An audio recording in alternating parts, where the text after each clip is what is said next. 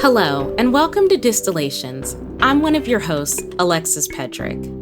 In response to the coronavirus pandemic, we've launched a brand new series focused entirely on COVID-19. Over the next several weeks, we'll be bringing you interviews with people working at the heart of the crisis, including biomedical researchers, physicians, and public health experts. In this episode, our producer, Rigoberto Hernandez, talks with Mark Stevenson of Thermo Fisher Scientific, an instrumentation company. He tells us how the company got an emergency use authorization to release a diagnostic test, and how they're developing a very different kind of test, called a serology test, which determines whether someone has already had the virus.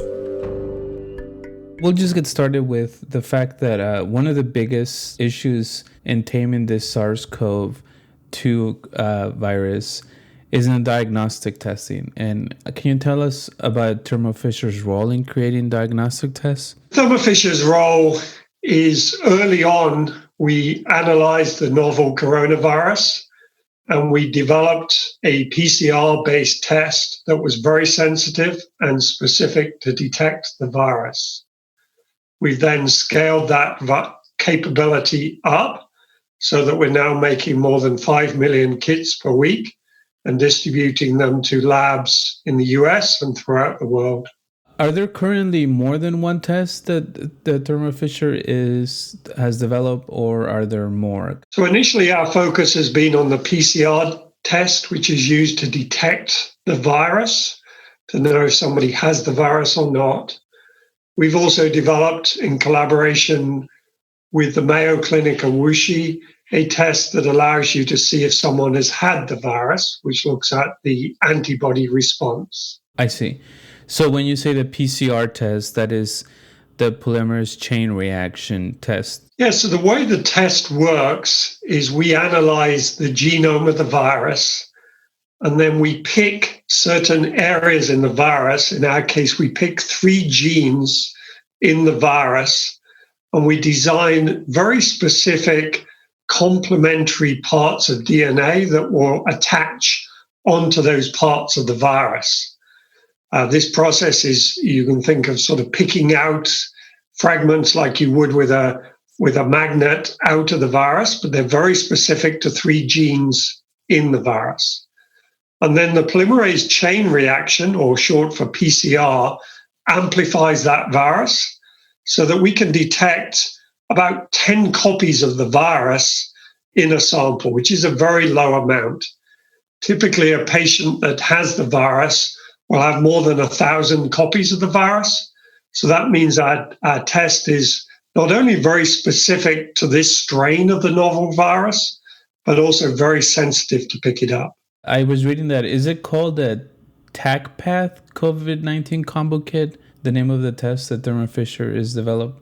Yeah, so Thermo Fisher is the gold standard in PCR with our TACman chemistry. And in this case, we've modified the chemistry for pathogens. So the name of the product is the TACPath, which specifically works to pick up pathogens. In the past, we'd developed this test for other viruses such as MERS and SARS, Zika. So over the years, we've had a lot of experience. I joined the company more than 25 years ago. And during that time, we've optimized the methods in which you only detect the virus you're looking for, and you don't find other species or viruses in there. And also it copes with other contaminants. In this case, we're swabbing or taking saliva. So we need to ensure that the reaction, the PCR reaction, can work even in the presence of other chemicals, contaminants, biological materials that otherwise would inhibit the PCR reaction.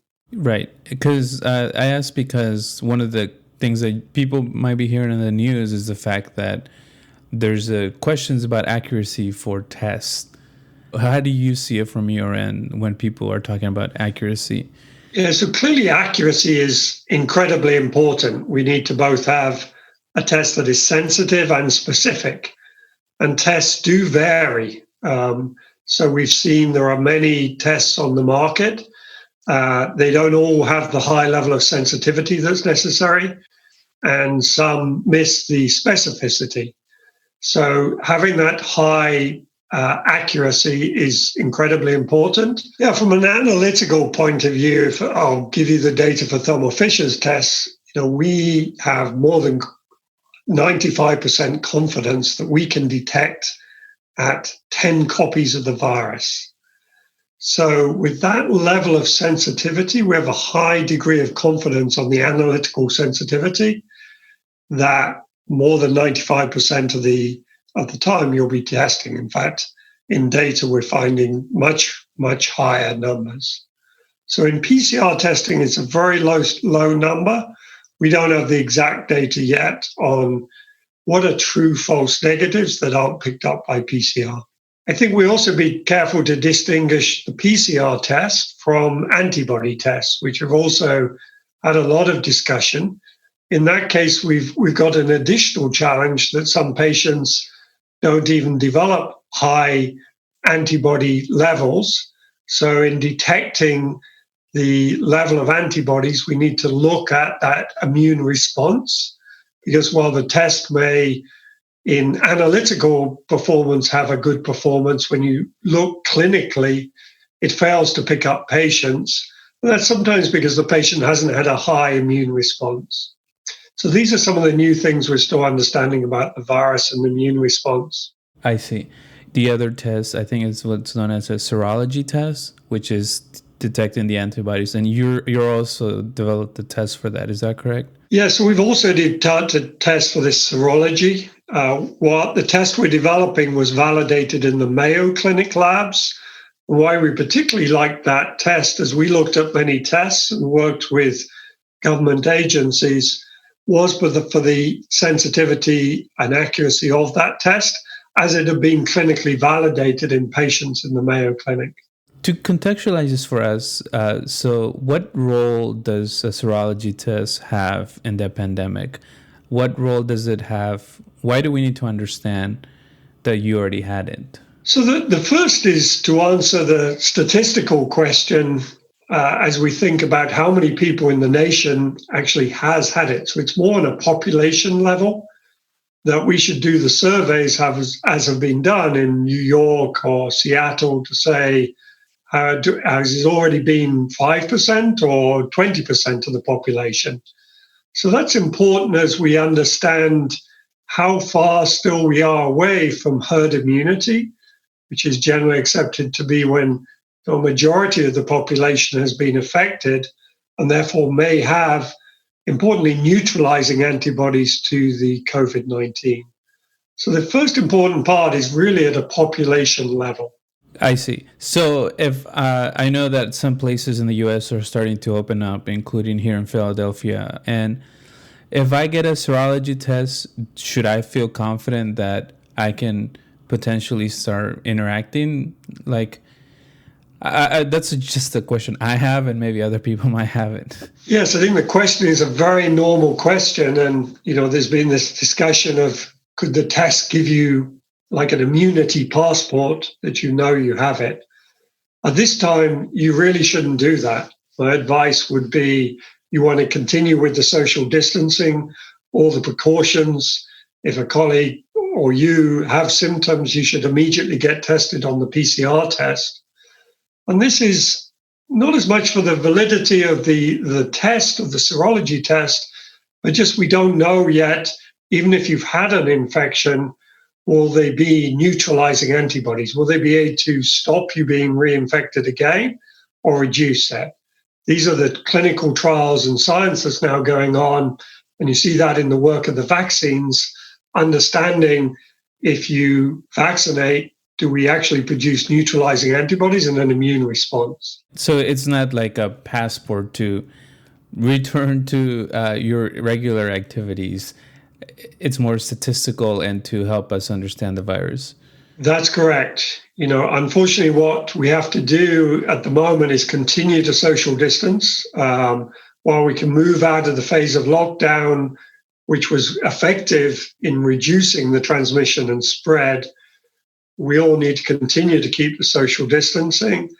and particularly from those who are most at threat if they do contract the disease, who have underlying health conditions or maybe more older in the population. Going back to diagnostic, one of the things that we hear a lot here in the United States is this idea that there is not enough tests. And from your perspective, what does that look like to you, that we don't have robust testing? Like, we hear that Korea has more tests than we do. And could you kind of contextualize that? Is that, why don't we have tests? I mean, it seems like something we should have. Yeah, so I think when we compare with countries like Korea that had previous infections with SARS and MERS, they were better prepared, I believe, when the infection first came out, to rapidly scale their testing capacity in the labs. Here in the US, what we believe is that as the virus came out, we needed to rapidly scale that testing.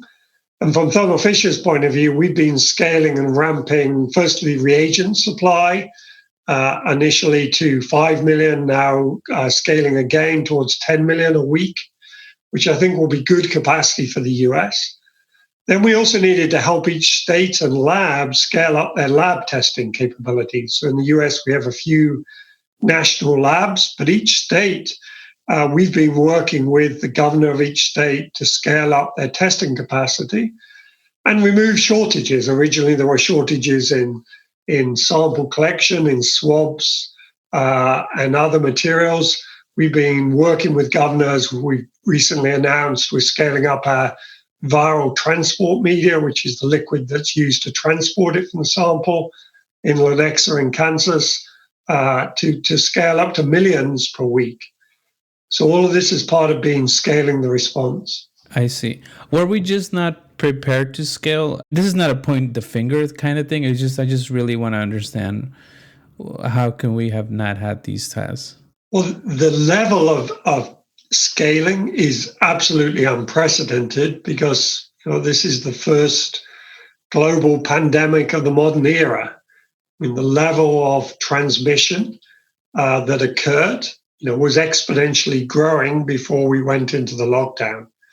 So if you think of the normal scale of testing and capacity, were we not set up for a modern global pandemic as a country?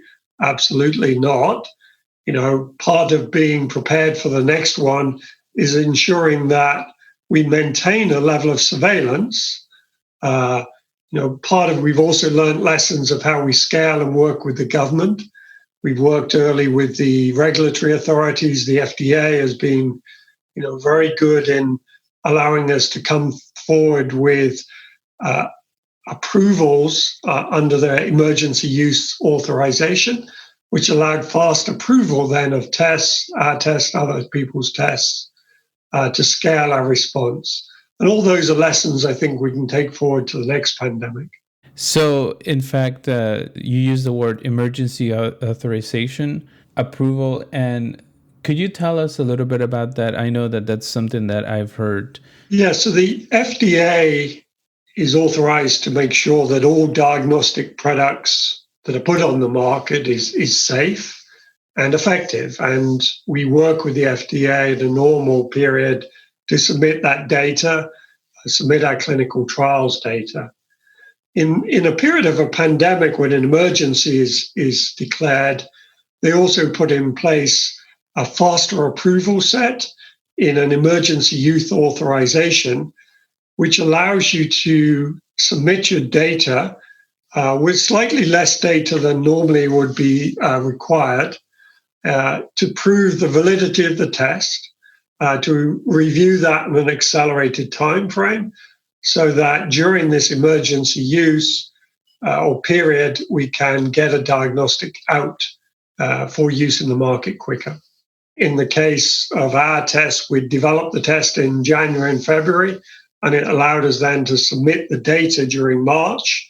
And so we got approval in the middle of March under this emergency use authorization. So just to clarify, the diagnostic test, It didn't exist in January. So like that was when it was developed? That was when the test was designed, because it had to be very specific for this virus to detect 3 genes in this virus. So it didn't exist before we knew the DNA sequence, and then we could design it. So as soon as reports started coming out of China is when you went to work on designing it? That's correct. So from early in January, we looked at the DNA sequences that were getting published and then started to design the assay that could detect it. And then, of course, had to validate that and be confident we could produce that robustly at scale. I see. Did you expect it in January to become what it is now? We expected it to be important, but not at the scale. It's only as the weeks and months have gone on that we have a clear point of view that this is going to continue to need to test at large volumes in order not only to test the people who've been sick in hospital, but now to open up back the economy. So we're seeing increasingly employers want to do testing, sports groups want to do testing, as everyone wants to be able to monitor and track any outbreaks that they have within the communities. I see. So another thing that people are hearing about is having a rapid test. When do they get the results? And I heard that some results can take up to 4 to 6 days or even longer. Can you tell us how your test fares, and is it unrealistic to expect instantaneous results? So the speed of turnaround in the test is certainly important. And ideally, you'd want to get testing back within a period you can test, trace, and isolate those individuals. So ideally, a lot of people will discuss within 48 hours. The time in the lab actually typically takes only 3 to 4 hours to run this test, and you can run them massively in parallel. So the part that we need to speed up is getting the backlog down, so make sure when the test comes in, it can get run straight away. And then the logistics to make sure it can get from the testing point, be wherever that's taken, in future, maybe also including home sampling, sent to the lab and testing. We also see point of care testing that can be tested typically in a time perhaps of 30 minutes. The challenge sometimes in those tests is they're typically not as sensitive or accurate. And so you may get increased number of false negatives. So the test gives you a negative because it's not as sensitive. But that may be a trade-off that we're willing to live with in terms of speed. I just had a clarifying question. Where are Thermo Fisher's tests sent to? Are they or do we find them in a hospital? Are there the ones that are in the parking lots of shopping centers where they do testing? Where are they distributed? So our tests are distributed to the laboratories running them. And that may be in a hospital. It may be in a CDC lab. It may be in a commercial testing lab, typically in those labs. And then the collection point would be what you see from a car park selecting the swab, or in a hospital. And those are then sent into the central labs. So we're serving the labs, and those labs are getting the tests and the samples sent into them from the collection points. So one of the things that I keep hearing from people over the series of interviews that we've done on this is that inevitably there will be another pandemic. What can countries and then a private industry, companies like Thermo Fisher, do to prepare for the next one? Yes, in terms of the preparedness, I think a couple of things we have to have in place. In terms of testing, you need the infrastructure for surveillance. So these instrumentation that does the testing need to be positioned no different than we'd prepare for fire or earthquakes. We have surveillance systems in place that can give us detection. So that's the first point. The second point is some preparedness that allows us to move quickly to get tests approved. So knowing this will be novel viruses needs a regulatory process, a flexibility to scale up. And thirdly, when we think about vaccines and therapies, these are areas that we need infrastructure that probably private industry wouldn't always prepare for. And so we need some level of government support and some level of government either infrastructure or stockpiling or public-private partnerships that allow us to work together and have a level of infrastructure that can be used to respond quickly to a pandemic, just as you would to other crises. I was watching a YouTube video on your channel, and in it, there's talk about coronavirus and the different ways that instrumentation by Thermo Fisher was used, from the microscope to detect it, to the reagent assays that are sent to test, to the microscope that was used to make 3D modeling. What role does instrumentation play in a pandemic? It seems like it's one of those things we take for granted. Well, very important in a pandemic is the basic science understanding of what we're dealing with. I sometimes hear comments that we can't see the threat, it's invisible. But in fact, if you use a strong enough microscope, so many researchers used our electron microscope, you can actually see the virus, visualize it at a 3 angstrom level to view the virus. And not only see the structure then of the virus, but you can see the binding to therapies, examine it, and that allows you to further get an understanding of how we can develop therapies or even serology diagnostics. It's very interesting how the virus has affected people in many different countries. Some fare better than others. You were in the UK now. You were in the US here. What are you kind of seeing, like, from different countries? Like, what are some takeaways that you see that maybe countries do differently, or that it kind of interested you? Well, it's a good point. I mean, one way the virus is the same, with some adaptation of genetic mutations, or actually what's certainly different to start is that it's affecting countries in pretty much the same way.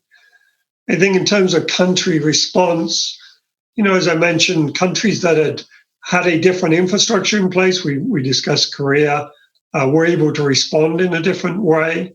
We certainly see governments heavily involved. So I've been involved in a number of governments in Europe, for example, where Germany have scaled up their infrastructure and tests in a very strong way. In the UK, they decided to build up 3 main high-throughput labs to cover the country, where Thermo Fisher supported those 3 national labs. And then we see other countries that are taking a different approach. I think Sweden has been mostly in the news. And if you look at the data today of the 4 Scandinavian countries, you see the difference of taking an approach with a lockdown or not, just from the escalation in cases. So I think you can certainly see the different response and so far different outcomes from the different government responses. Do you want to add something that I didn't ask, or is there something I didn't ask that you wish I had asked? No, I think you covered it. I mean, it's an unprecedented time of response to this pandemic. Thermo Fisher is certainly mobilizing resources against it, starting with the basic research, moving on to diagnostic testing, and that we believe will continue. This isn't something that stops. But we're also all looking forward to helping accelerate the vaccine and therapies, which is really where we see at least the end to this first global pandemic will be when we all have a vaccine. Great. Thank you so much. This is great. I really appreciate you taking the time to talking to me. You're very welcome. Good discussion and great questions. Thanks for listening to this episode of Pandemic Perspectives. We'll be bringing you more interviews from all sides of this crisis, so stay tuned and watch your feeds. As always, you can find all of our episodes plus transcripts and show notes at distillations.org. And you can find tons of educational resources on our website at sciencehistory.org/learn. The Science History Institute remains committed to revealing the role of science in our world. Please support our efforts at sciencehistory.org/give now. For Distillations, I'm Alexis Petrick.